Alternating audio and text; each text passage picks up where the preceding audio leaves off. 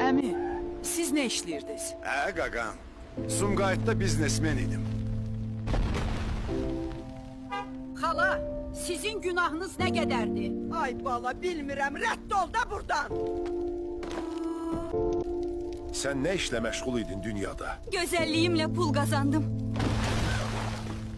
Ay dayı, sən nə işlə məşğul idin?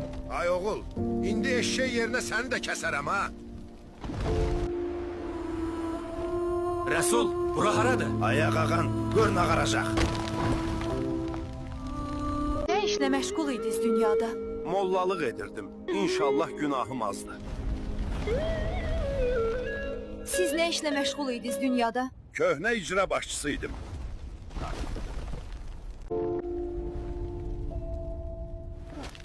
Nə işlə məşğul idiniz? Müəllimlik edirdim. Nə üçün buradasınız?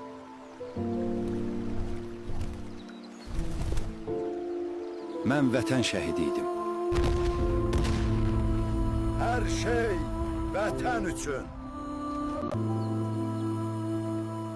Nə işlə məşğul idiniz? Mən ehtiyac sahiblərinə yardım edirdim.